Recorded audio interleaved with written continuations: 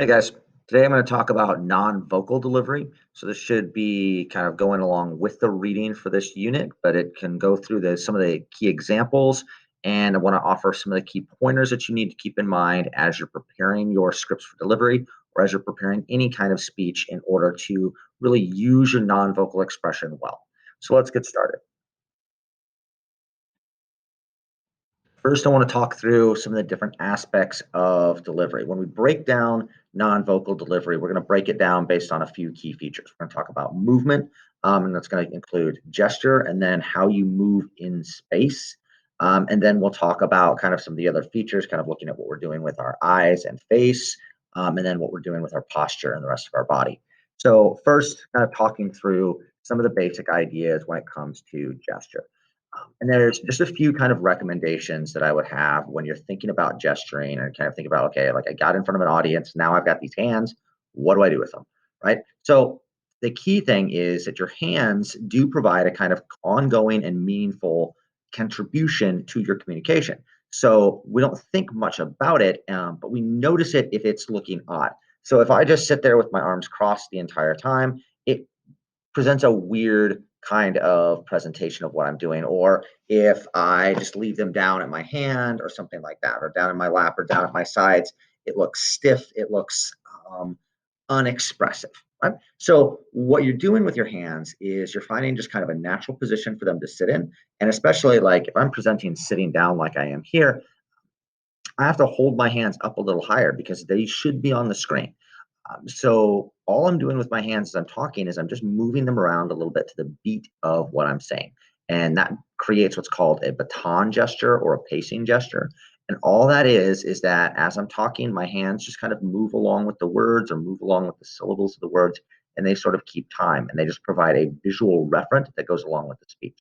And that contribution is what makes you look more interesting, look more engaging, and it allows you to follow what the person is saying more easily. So leave your hands free to gesture. Try not to hold on to the script with both hands. Never hold on or grip your podium. Leave your hands in a position where you can move them around as you're speaking, and most of those gestures will come naturally.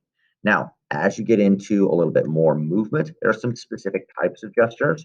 There are emblematic gestures that have specific meanings. They're sometimes also called iconic in the sense that they have a specific thing that they're representing. Like when you wave at somebody, it says hi. That's an emblematic gesture. When you describe things with your hands, the shape, the size, how big something was, those are all illustrator forms of gestures. And then there are gestures that fall into the category of what we call affect displays. And affect or emotion in this case is displayed in gesture. It's also displayed in your facial expression, your posture, the whole thing. And the key thing to remember with that is that it has to go all along with everything else you're presenting. Now, I'm going to run through some examples to kind of give you some ideas. What are these different types of gestures doing? So, first, we have some emblems, right? So every country, every culture has some rude gestures, things that show that you do not like that person, or you do not like what that person is saying, or you're insulting them in some way. And you need to know what, if you go into a different culture, what that rude gesture is so you don't accidentally offend somebody. Or if you really want to offend somebody, you need to make sure you know how to do that too. But obviously, there's other kinds of gestures. They're not just rude gestures but other sort of symbolic gestures that we use, some borrowed from sign language like this one, that show kind of what we mean. Now, here's an example of where your gesture and your body language and posture don't kind of fit together. They should fit together in some way. Like Trump might be giving us the thumbs up there, but he's not feeling the thumbs up. And then uh, Obama Shaka there. He's clearly feeling like excitement, enthusiasm as he's doing it. Of like, hey, hang loose, man, or hey, like I'm greeting somebody who's like knows this kind of Hawaiian surfer kind of uh, gesture, right? That kind of greeting that he's embodying. So it's kind of watching some of those things. Now, one thing to watch, something that's crept up in kind of recent culture, is that it's no longer okay to do okay. For a long time, people use these kind of gestures. Lots of speakers do it. Trump became fairly well known for it. He makes that gesture as he talks a lot. A lot of speakers do. It's a very normal gesture, at least was a very normal gesture. And then people decided to be like, hey, let's try to make it white power and kind of see if we can mess with people a little bit. And then it became something that only people with white power doing white power used. And so you see it kind of show up in different ways, or people kind of laying it down in different ways to try and get people to notice it, or putting it on camera while other people are talking. All of those are sort of like little sort of signals of kind of a white nationalist fringe. The gentleman there giving us that, he's not just doing the "oh made you look" kind of thing. He's the guy that walked into a mosque in New Zealand and shot people. So he's not just playing a joke here. He is expressing it as kind of a white power move.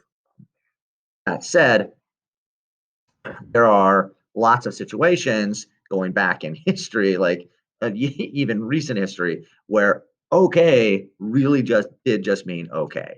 Reagan was in the hospital. He's just telling everybody he's doing fine. Obama's speaking and he's making a gesture that kind of very commonly among gestures like this is a key idea, that kind of grabbing an idea or holding out an idea. That's the kind of thing that's going on when people are gesturing like that, usually.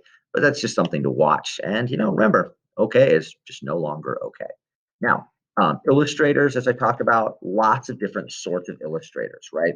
And they usually only make sense in the context of what we're talking about. So, where something is, how close something was, or how large something was. And I don't know if that guy's talking about a sandwich, a massive sandwich, right? Or maybe his putt was that close to the hole. One of the things like that.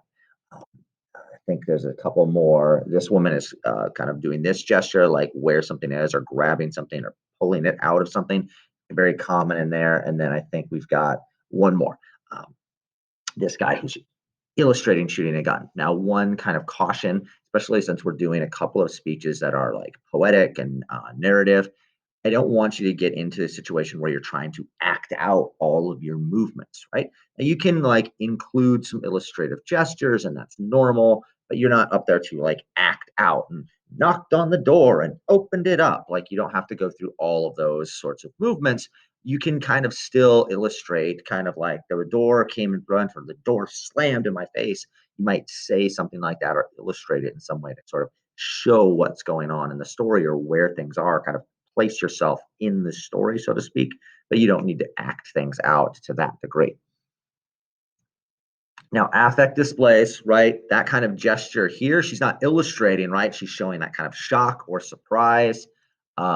This girl kind of doing the kind of that common sort of thing we do when we're like gripping our hands or rubbing them or nervous in some ways, or at least it seems like we're nervous because we're playing with our hands or playing with something on our hands. That becomes a kind of a way of displaying nervousness or something that is a sign of nervousness. And then other kinds of gestures like this one here, that kind of fist pump or fist shake, but going along with the facial expression and the lean forward body language, that is all showing kind of some excitement and some enthusiasm, celebratory, right? But the key thing in there is to remember, like, if I want to show like I am angry, like that fist is going to be there, but it's going to have to go with my voice and my face and my whole body posture is going to shift to show this is angering me, that kind of thing. Or like, whoa, I'm excited. All of that gesture is going to be mirrored in the rest of my body language. Now, let's talk a little bit then in terms of other movement. And this is more in terms of like your whole body movement. And we think of your whole body moving, we call it or often refer to it as proxemics because we're talking about the proximity or kind of your movement in space, how you connect or relate to other people in spatial relationships. I want to move myself in terms of spatial relationships up here. Um, so when we're talking about space, there's different sorts of spaces we use. Um, Public speaking space is different than personal space. So if I look at kind of personal space, that's kind of how close I get to other people as I'm talking. And in general, kind of Midwestern United States, that means unless I know you really well, I'm not going to be able to touch you while I talk, right? Like if we both put our hands out, we'll be kind of about far enough that that's a far apart conversation. You can get into a little bit of close, like we could shake hands. That's as close as we're going to get to one another if we're talking in that kind of Midwest environment. Now, different circumstances, people are going to get closer to you. People from other cultures might not have the same sense of personal space boundaries.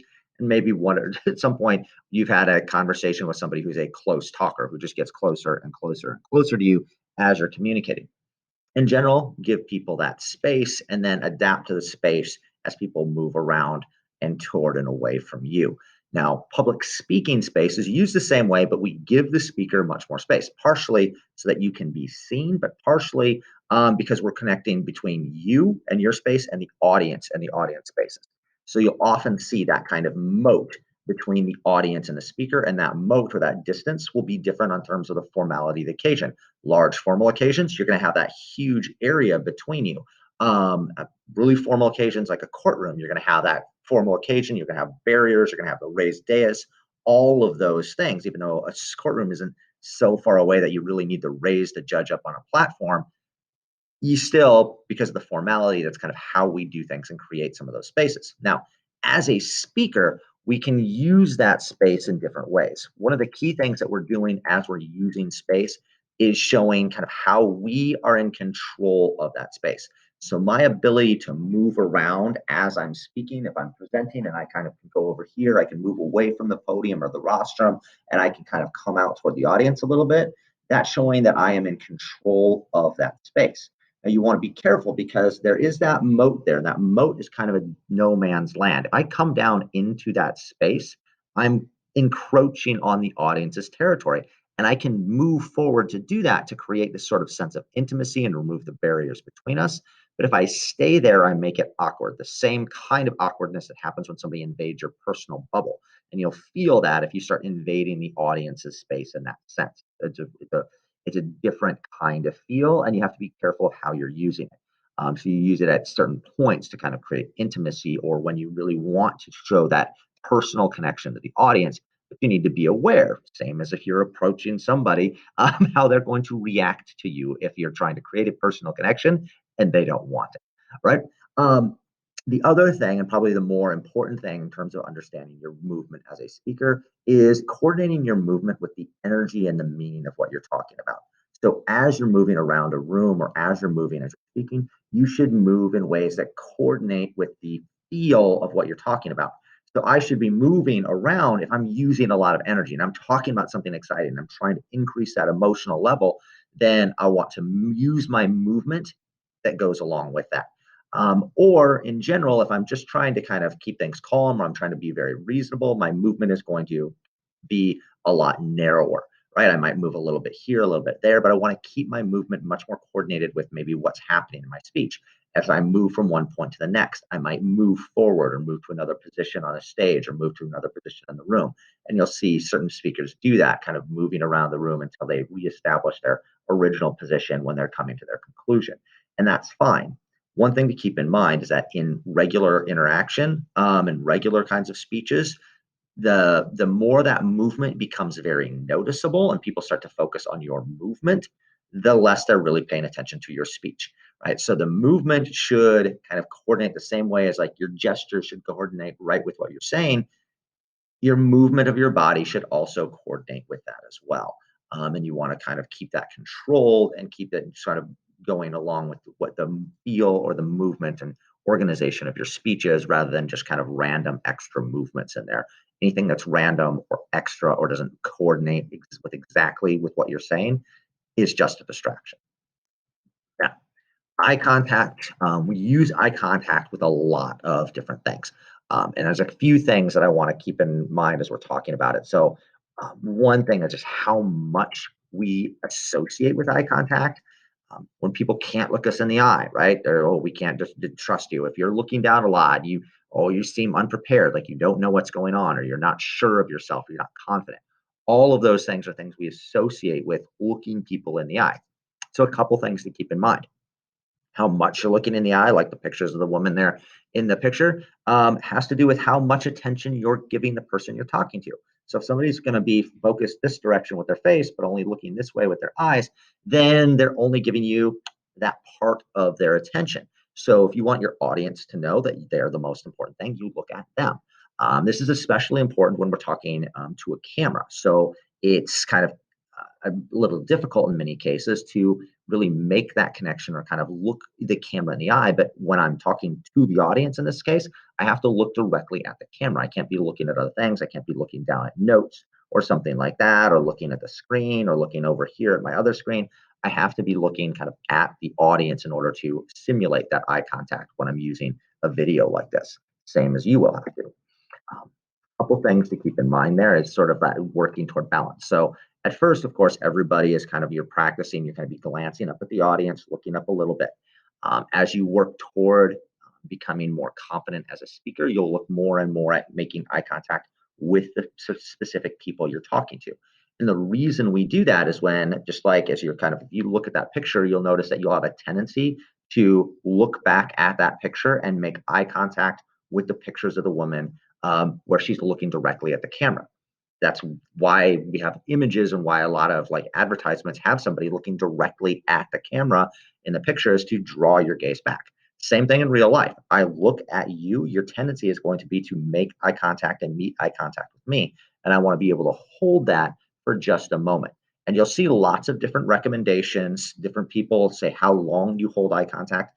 In a regular speaking situation, I would say to really hold eye contact and give that sense of like I'm connecting with a particular person in my audience for a moment, you want to hold it for a couple of beats. And I think of a beat as sort of like the normal tempo of your speech. And you may measure it in seconds, but I think of it more as the tempo of the speech. So if I'm walking along and kind of each syllable is about a beat in my speech, then as I hold gaze, I might hold gaze for a couple of beats, and then I might hold gaze with somebody else for a couple of beats, and then I might look at my notes, and then I might come back to somebody else. So as you're talking, you got to work to sustain and hold some of that eye contact. Now, in video, that's a little different. I have to, at some points, hold and maintain gaze on the camera, but I don't need to sit there and maintain gaze the entire time, give you a sense that I'm only talking to you. I'm giving a presentation. And so it makes sense at sometimes to kind of act or even simulate that I'm going to look down at my notes here because I'm going to give you some specific information that 2 to 3 seconds is about enough because it says so right here, despite the fact that it actually says nothing right there. Anyway, the other part, and this is obviously not something you can really do with a camera, is the panoramic eye contact. So panoramic eye contact is especially important when you've got a kind of wide room or wide audience, or you're close enough to your audience that there's some people over here on one side and some people over here on this side. And you've got to make sure that you're including all of those people in the interaction. So making sure that you're making eye contact with people in different areas of the room. You don't have to try and hit everybody in the room at some point, but you have to make sure you're looking around and including areas of the room, areas of your audience. We're going to advance there. All right. Facial expression is one of the key ways we get across emotion to different audiences. And I always include these guys, this set of pictures of the universal emotions because they were around in like every textbook for like 30 years. I don't know who took the pictures originally, but these were the pictures of universal emotion. So anybody who looks like somebody from the 1960s and 70s, we all express ourselves the exact same way. But the reality is that all human beings have the same muscular structure in their face, and we all then have the tendency to express our basic emotions in the same way. If you want to get an emotion across the audience, you really have to use some of that. So if I'm going to bring out anger, regardless of what culture I'm from, you're going to have that knitted brows, those tighter looks, the pursed lips. Those are things that are going to show anger as we're talking to somebody. Disgust is going to have that wrinkled nose, that twisted mouth a little bit, like, yeah, you smelled something horrible, or that your idea is that horrible. Ugh, what are you talking about? Um, Sadness, right? That kind of like, again, the way we express it, the way you look when you're sad, the kind of crying face, happiness, smiling. And that is, again, I'll talk about in a second, one of the most important expressions you should have as a speaker. We've got surprise or kind of the fear, right? That kind of like, right? And which, again, looks a little bit like surprise, but we can tell this guy that's the surprise. And fear is sort of the repulsion. We have that, like as you're looking at and trying to express those different emotions, key thing as a speaker is to let those emotions come through on your face so we can really see that you're feeling it, right? Because we don't believe that you have an emotion unless we're seeing it in some way. Even if you sound really scared, it's not going to come across unless you're really doing it. So, as I said, kind of the basic sorts of things we need to think about when we're thinking about facial expression is really that we are actually concerned about our audience. We're actually focused on our audience and trying to express ourselves to them. And then that basic sort of way that we really try to communicate with other people is to smile.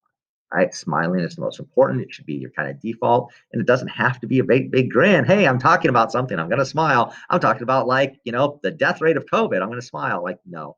But you should look like a happy, friendly person. So what I always kind of tell people is like, start get that like smile, and then you can drop the smile down a little bit, keep it kind of tight in the eyes, so you look like a friendly person as you're talking to other people. And smiling lets you seem more confident, seem more engaging, seem like somebody I would like to know. And that means I'm more likely to believe you and more likely to accept something that you're going to say. So that's why you should always seem like a happy, friendly person. Happy, friendly people are the people we trust. Now, appearance is one of the things that we have to think about anytime we're presenting. And there are lots of things that communicate ideas and appearance. Like I walk into a high school, nobody expects that, like, oh, are you a student here? Like, no, I don't appear like a student. I don't look like a student. And in fact, I don't typically dress like a student. So we use appearance to sort of show our status. We use other people's appearance to kind of relate them to us. Like, who are you? How are you connected to me? And what is your role in a particular situation? The other kind of side of appearance, though, and probably more important for speaking, is the way we use appearance to kind of show that we're prepared, that we're organized, that we took an occasion seriously, right? So if you want to appear confident and appear like somebody who is prepared and organized, you should appear as though you are prepared and organized. And the kind of issues that we take into consideration there is that you are the center of attention. So you really want to be able to convey what you want to convey about yourself and not other things, right? And so people are going to assume things based on your appearance about how prepared you are, how organized you are, how important do you think this particular occasion is. All of those are going to be based on how you appear to your audience. So if you look disheveled, people are going to assume your ideas are disheveled. And that's one of the kind of things to avoid. I have a couple of kind of basic sorts of things when it comes to men and women. And as they're presenting in classes, especially in college classes, we've got a kind of a tendency toward the more slovenly, right? So as the dude there, he's definitely not looking like super prepared. Make sure that like when you're presenting, that's not the ultimate casual day, or that you should increase your appearance and be something that you're both confident and comfortable in, but also something that presents yourself in a little bit more formal or a little bit more serious manner. Similar things for women, although women in college, it tends to kind of go in a couple of directions, the kind of super casual or the like, wait a second, I don't need to know that much about what your shape looks like. Those kinds of things to kind of keep in mind. So there's some general sorts of recommendations anytime you're presenting. Like I would say, like that's a little too casual. That's still casual. That's kind of a very typical college thing, or even high school thing. This is a little bit better. So if you're at a point where you want to give a casual speech, you're fine. You should kind of look like you're wearing nice clothes, clean clothes that you feel comfortable in and you look nice in.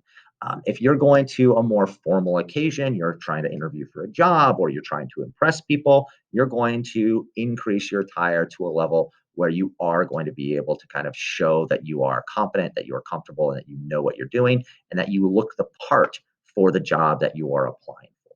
Like that's the kind of thing that you want to really present. Now, I don't require people to dress up for most of my speeches. Some teachers do, but it is something to keep in mind that if you're giving a presentation in a class that day, you should kind of increase your game. You should also know what the expectations are for your field. So, English and speech tend to be fairly casual people. You go up into a business program, you're going to be expected to know how to tie a tie and to have a pressed dress shirt when you get up to present. And if you're going into an advanced field, I worked for a little while in Washington D.C. You're expected to own a suit, and a suit that's something you put down some cash for, right? Like you put down $1,000 on that suit at least. And if you're going to kind of rub elbows with the elite, you need a tailor. You need somebody who made those clothes just for you. And that's a different level of expectation. And to know kind of as you're getting into an area, as you're going from one field to the next, what is that expectation for how I should appear and present myself to my audience? Now, posture is, of course, one of those ways that we express emotion as well. So you want to be careful about the posture you're presenting to your audience. If you're like, this is my speech, well, I don't care about it. And I don't think you should care about it either. Well, that's what you're communicating to your audience, right? So you want to stand up straight. You want to stand up kind of shoulders back. You don't need to throw his chest out to be able to speak loud. don't need to do that. Kind of what I do is say, kind of take a nice deep breath, roll your shoulders back, and then relax it a little bit. Keep that tension in your stomach. Keep your tension, kind of your shoulders back a little bit, so that you're speaking upright. That you have a nice kind of open chest, open lungs, so that you can speak clearly. You can project your voice, and that is how you should be presenting yourself to your audience. The other thing to keep in mind is that how you should orient your body as you're turning toward your audience. So I should keep my attention and my focus on my audience. And as I'm talking to my audience, again, same as eye contact, if I have people all around me, then I need to make sure that I am turning my attention to them at different points. And if I have something that I want to present to or point to on a screen, like, oh, I would like to draw your attention to my blank note paper, then I'm going to draw my attention to that. I'm going to look at it. I'm going to point at it. But then I come right back to the audience. And what you'll find is that if I'm doing that, you're going to look at it and then you're going to kind of look back at me. And that's where I want your focus is now split between me and the thing I'm showing you. There shouldn't be a time when you're presenting where the speaker is turned around and just talking about this, even though that might be the important thing. What they're doing is they're losing their focus, they're losing their attention on the audience. So as you're speaking to other people, you want to orient to them and you want to, as best you can, eliminate any of those barriers that you're creating between them. So there's not like a lot of stuff sitting between me and you at this point. But if I have podiums or desks and computers between me and my audience, I want to make sure that those are on the side at some level so that I can have my opening or kind of have a clear vision and a clear way to move around toward my audience. That's an important part of kind of removing those barriers and then being able to control your environment and increase that intimacy as you move in space, as we talked about. So those are some of the key pointers with nonverbal and non-vocal communication. I want you to keep those in mind as you're preparing your speeches, practicing your speeches, and improving yourself as a speaker. I'll see you next time.